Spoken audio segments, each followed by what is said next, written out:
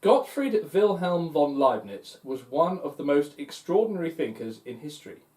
Born in 1646 in Leipzig, Germany, he was not only a philosopher but also a mathematician, scientist, engineer, diplomat and historian. Alongside Isaac Newton, he independently developed calculus, a dispute that would later cause a bitter controversy. Although Newton's supporters claimed victory, the mathematical notation we still use today is Leibniz's. But Leibniz's real importance for philosophy lies in how he developed the rationalist tradition begun by René Descartes.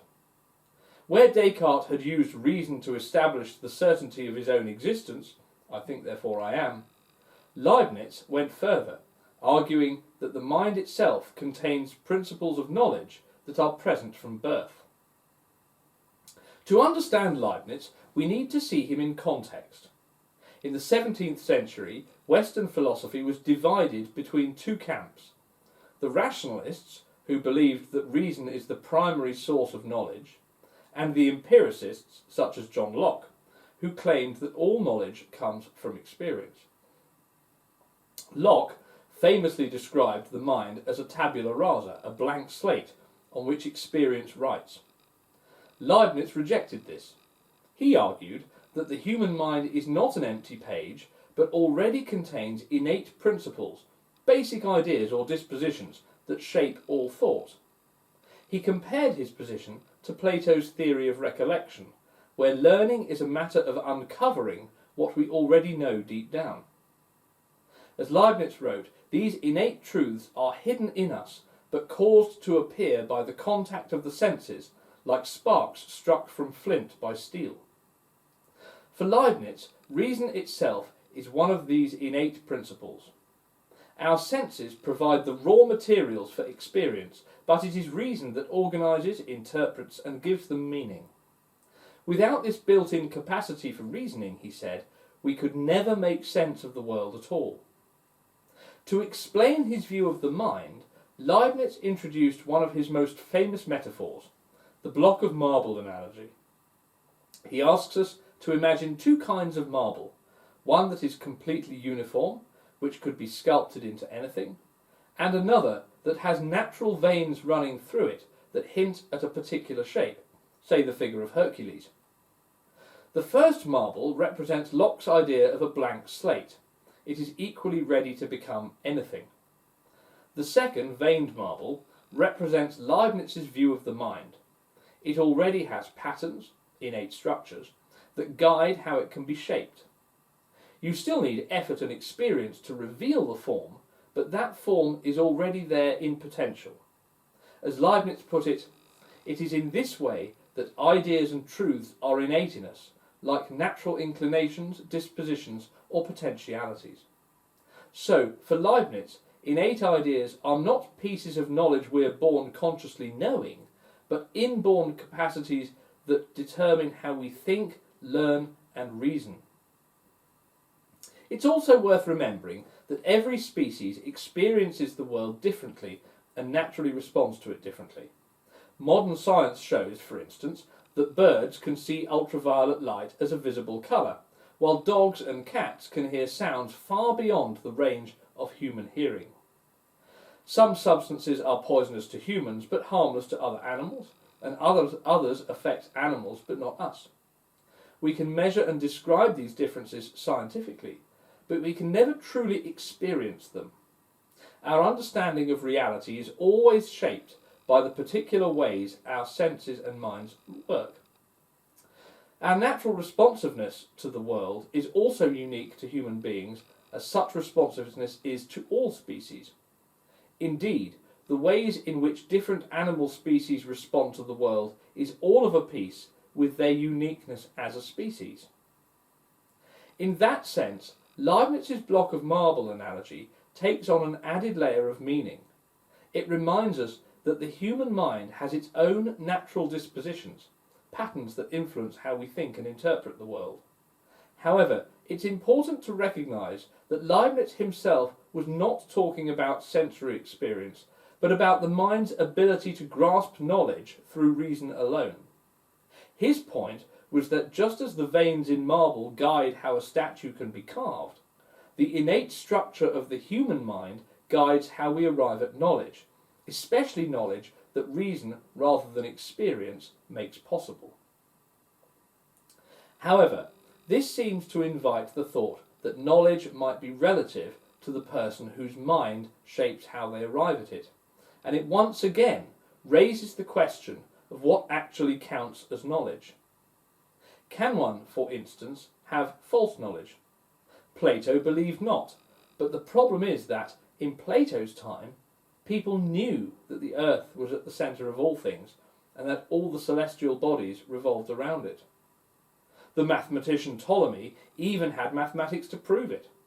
So the question is, did the ancient Greeks know that the earth was at the centre of all things? And if they did not, how can we be sure that many of our own knowledge claims are not equally hollow? Remember, the ancient Greeks didn't think they were probably right, they knew they were, just as we believe we are right about so many things today. But who can say what people will know 2,000 years from now? All of that said, Leibniz thought this innate capacity for reason explains why we can know truths that go beyond what the senses show. For example, when we do mathematics or logic, we discover truths that are necessary and universal, not dependent on any particular experience. 2 plus 2 equals 4, always and everywhere. Experience alone, Leibniz argued, could never give us such certainty. The senses show us only what happens, not what must happen. For example, you might notice that the sun has risen every morning of your life, but that doesn't prove it must rise tomorrow. Only reason, working with the principles built into the mind, can reveal necessary truths. This distinction separates humans from animals. Animals learn by habit and association, by seeing patterns in their experiences. Humans, guided by reason, can ask why those patterns occur and formulate rules and laws that go beyond what they've observed. Descartes believed that certain ideas, such as God, mathematics, and the self, were innate, placed in us by a divine creator. Leibniz agreed, but he refined the idea. He said that these truths are latent within the mind, waiting for experience to bring them to light.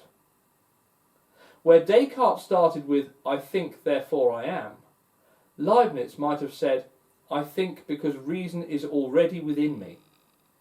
Both thinkers are rationalists, meaning they trust reason over experience as the foundation of knowledge, but Leibniz gives the mind a richer internal structure than Descartes did.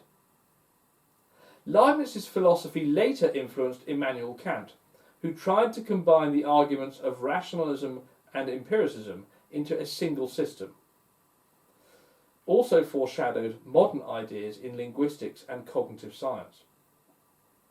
The linguist Noam Chomsky, for instance, drew on Leibniz's work when he argued that human beings are born with an innate structure for language, a kind of universal grammar that enables children to learn languages rapidly. But Leibniz's rationalism also has limits. Some critics argue that his emphasis on reason risks downplaying the role of experience and culture in shaping thought.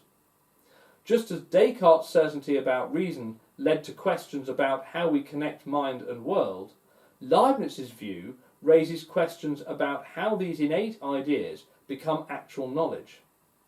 He believed that God, as a perfectly rational being, had created both the universe and the human mind according to the same divine principles of order and reason.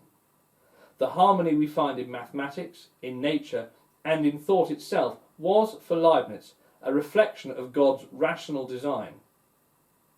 In that sense, his block of marble analogy not only shows how the mind contains the seeds of knowledge, but also expresses his faith that human reason mirrors divine reason.